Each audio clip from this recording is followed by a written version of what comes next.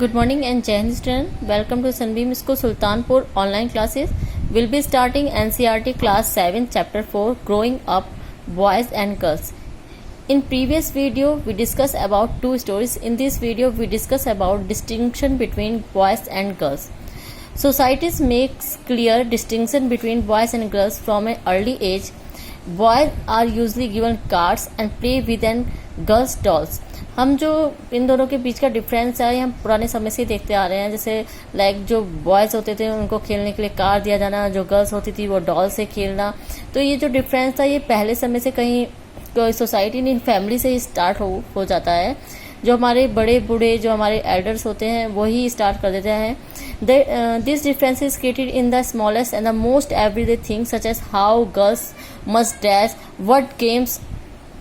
what games boys should play, how girls need to talk softly or boys need to be tough.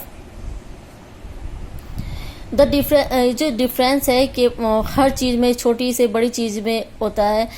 Boys should play, boys को तेज़ बोलना चाहिए, जो girls है उनको softly बोलना चाहिए.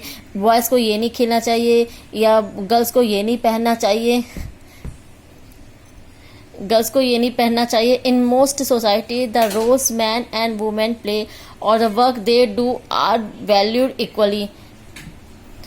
In most society the role man and women play और the work they do are not well equally. Society में हर जगह ही जो मैंस और वुमेन्स हैं उनके वर्क को भी इक्वल वैल्यू नहीं दी जाती है. Valuing house of work. The main responsibility for housework and caregiving takes is done by the woman. आपने देखा होगा जो आपकी मदर्स हैं, ग्रैंड मदर्स हैं, आंटीज हैं, सारी जो घर की रिस्पॉन्सिबिलिटी होती है उन्हीं की होती है. चाहे आपकी एल्डर सिस्टर हुई उनकी होती है. For this they does not have be paid for the society D values this work. और इसके लिए उनको कोई पे नहीं दी जाती. पूरे दिन का घर का काम करना, उसके बाद अपने हाउस वर्क करना, ये सारा ही वर्क किसका होता है? मदर का होता है. अगर फादर बाहर जा रहे हैं तो उनको केवल बाहर का वर्क है, लेकिन अगर मदर बाहर जा रही है, वो टीचिंग कर रही है या कुछ जॉब कर रही है तो वो बाहर का वर्क भी करती है और घर आके भी काम करती है. लिव्स, जिसके कारण उनको डबल बर्डन सहना पड़ता है. लिव्स और domestic work. Most domestic worker are women. Wages paid are low and domestic work is not regarded as valuable. अधिकतर जितनी भी डोमेस्टिक वर्क और जितनी मेड होती हैं वेजेस और उनको बहुत ही कम पेमेंट भी दी जाती है. House work requires a lot of physical labour and it's time consume. जितना भी हाउस का वर्क होता है इसमें सबसे ज़्यादा फिजिकल लेबर लगता है और कम टाइम में हमें पूरा वर्क निपटाना होता है. जितने भी इन rural areas fetching water and carrying firewood and stains and physical demanding activities. अधिकतर रूरल एरियाज देखे होंगे जहाँ आज भी पानी की कमी है, वहाँ पे औरतें बाहर बहुत दूर से जाके रिवर से वाटर लेके आती हैं. अपनी चूल्हा जलाने के लिए लकड़ियाँ लेके आना, ये जितना भी वर्क है सब केवल लेडीज़ करती हैं. Women's work and equality. The inequality between man and women has to be dealt with through action, not just at the level of the individual or the family but also by the government. जो inequalities है इसको केवल family level पे नहीं हर जगह इसको देखा गया.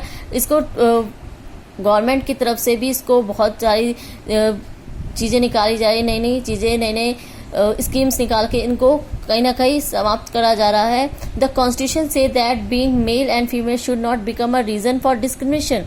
हमारा जो कॉन्स्टिट्यूशन है वो कहीं भी डिस्क्रिमिनेट नहीं करता किसी भी चीज़ को कि मैन या वुमेन्स के तौर पे.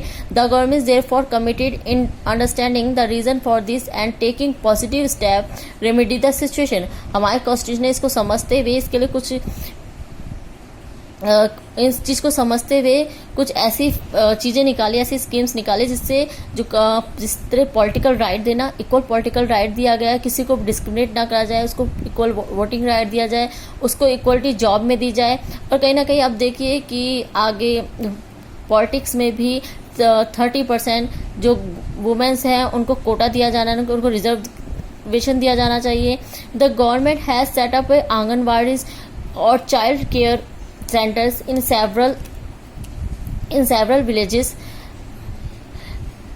villages in the country and has passed laws that makes it mandatory for organization that have more than 30 women employees to provide crèche facilities. अब ऐसी चीज़ों को देखते हुए, कुछ स्कीम्स को देखते हुए, जो गवर्नमेंट है उसने आंगनवाड़ी फैसिलिटीज़ को निकाला, जिसमें जितनी भी रूरल एरियाज़ की जो लेडीज़ हैं वो चाइल्ड बच्चों की केयर करेंगी. इसके कारण वहाँ पे कहीं ना कहीं जॉब अपॉर्चुनिटीज़ आई.